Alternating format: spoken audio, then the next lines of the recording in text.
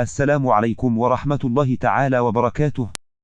إذا استمر السعال لديك بعد الإصابة بعدوى فيروسية أو نتيجة لتهيج، فإليك 8 نصائح للمساعدة في علاجه في المنزل. أولا، العسل شديد اللزوجة ويعمل بشكل مشابه لقطرة السعال، وعندما يتم تناوله فإنه يغلف بطانة الحلق، ما يخفف من الألم أو الحكة. ومعظم أنواع العسل التي تمت دراستها للاستخدام في السعال هي العسل الحر. ثانيا، النعناع تمتلك أوراق النعناع خصائص علاجية ومهدئة للكحة، إذ يعمل المنثول الموجود في النعناع على تهدئة الحلق وإزالة الاحتقان، مما يساعد في إذابة المخاط.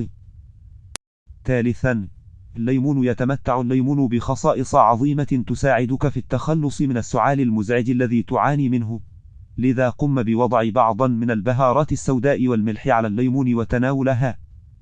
رابعا، استنشاق البخار يساعد استنشاق البخار في تخفيف احتقان الأنف، وهذا سيجعل نفخ أنفك أسهل.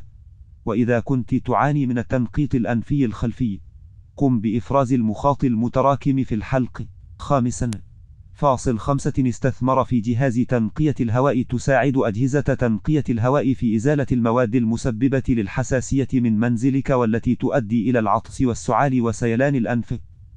سادسا، الزنجبيل قد يساهم الزنجبيل في تخفيف حدة أعراض السعال الجاف أو الناجم عن الربو، إذ يمتلك خصائص مضادة للالتهابات، وقد يقلل أيضا من فرصة الإصابة بالغثيان والألم. سابعا، الثوم يعتبر الثوم من الوصفات التي يخشاها الكثير إلا أن لها فعالية كبيرة، فهو مضاد طبيعي للفيروسات والبكتيريا، لذلك أي كان السبب وراء الكحة الجافة فهو سيخلصك منها. ثامنا، يعد الزعتر من العلاجات التقليدية لأمراض الجهاز التنفسي، وأحد الأعشاب لعلاج الكحة. وأظهرت إحدى الدراسات أن المركبات الموجودة في أوراق الزعتر الممزوجة بعشبة اللبلاب تساعد في تخفيف الكحة. لا تنسوا الإعجاب بالفيديو والاشتراك في القناة تشجيعا لنا لنستمر بنشر المزيد إن شاء الله.